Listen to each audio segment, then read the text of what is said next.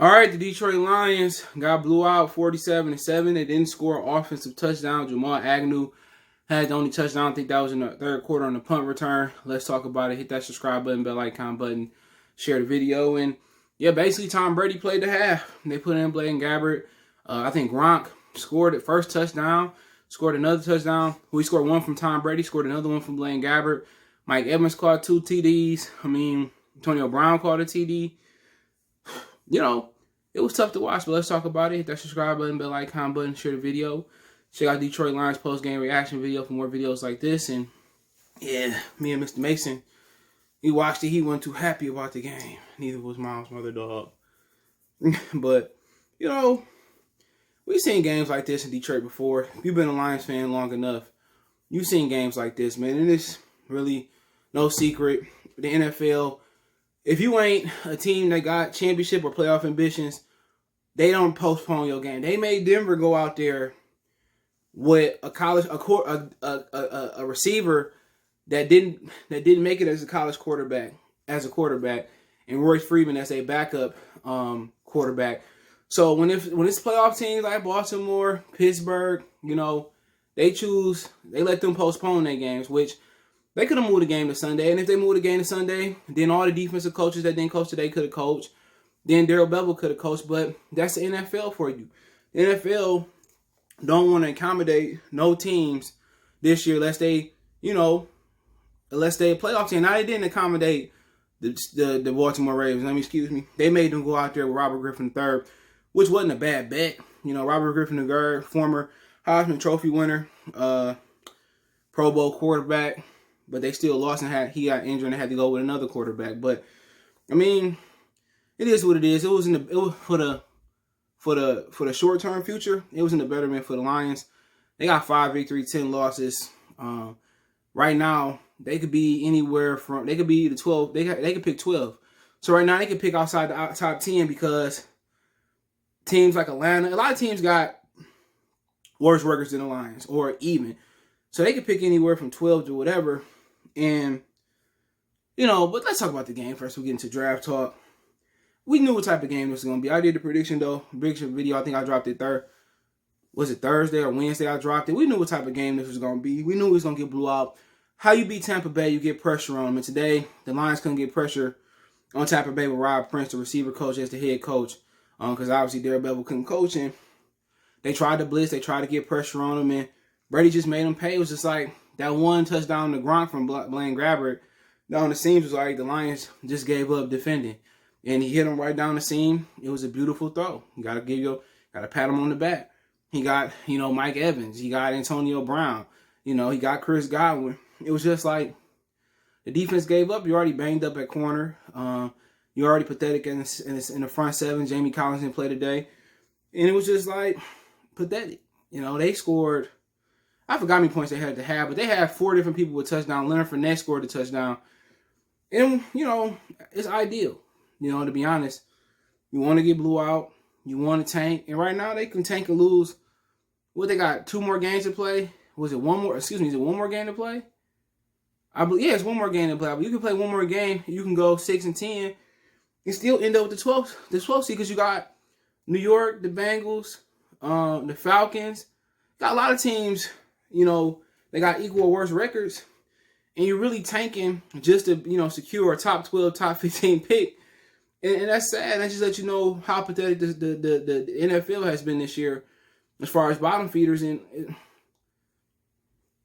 but,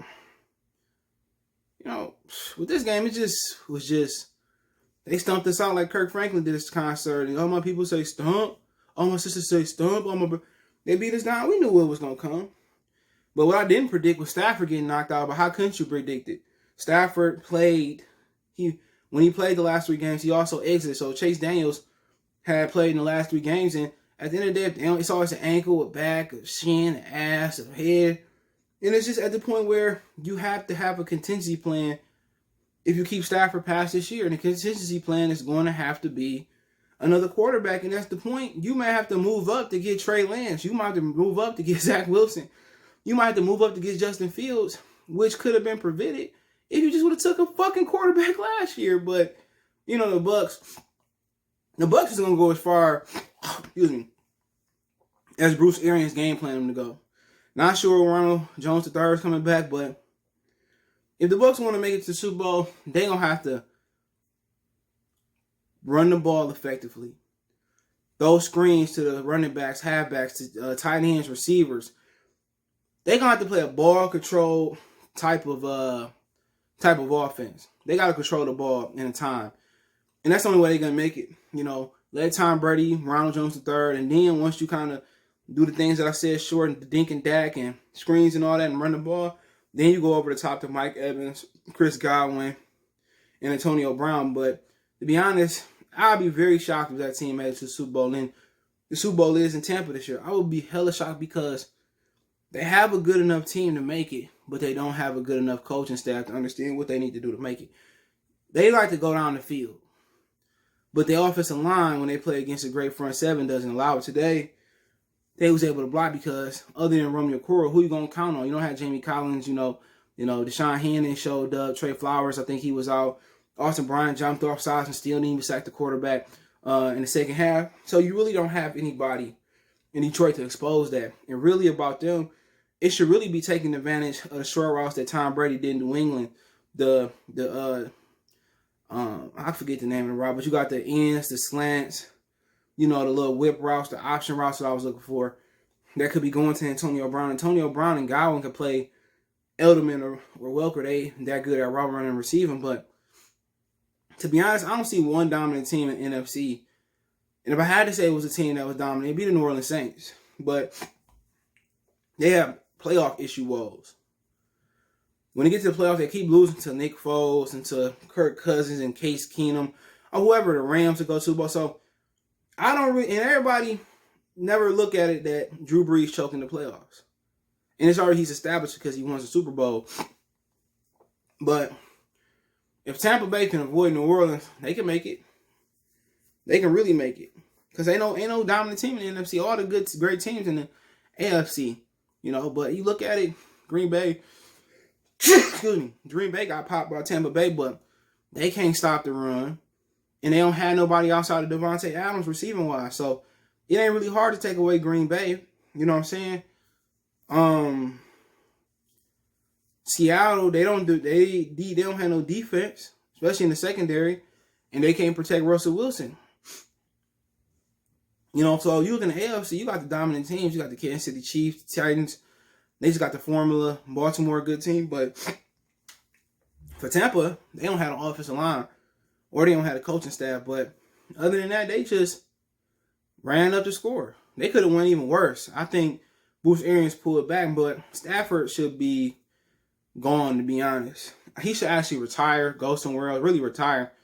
Or, if he part of the plan next year, they should actually find him a quarterback. Chase Daniels, you go out there and get him. What's the difference between David Block and Chase Daniels? Nothing. They can't do nothing. So they should have just kept David Block as a backup. They could have got Cam Newton. They could have went a lot of different ways as far as the quarterback position. They could have just drafted one. And we could have seen what with Tua, what, Herbert was about. Or you could have moved up and got Burrows if possible. But, I wasn't disappointed. I wasn't angry because I already knew what the game was going. Everybody knew what it was going to be today. All the defensive coaching staff basically out. Rob Prince, the coach. We knew what it was going to be. Soon, if Stafford had stayed in the game would have been closer. Tom Brady would have at least played into the third quarter, and they would at least put up 21 points, But with him going out, it's becoming routine in the last few weeks. It's becoming routine in the last couple of years. It's just at the point where they shoot him in their foot, not taking the quarterback. And in my opinion, I don't blame Bob Quinn. I think the Ford family wouldn't allow them to strap the quarterback, but Agnew was the bright spot. Other than that, they didn't play with no heart. They ready to get their last check next week, and I can't blame them. But whoever they hire as the general manager for the Detroit Lions, it's just simple formula.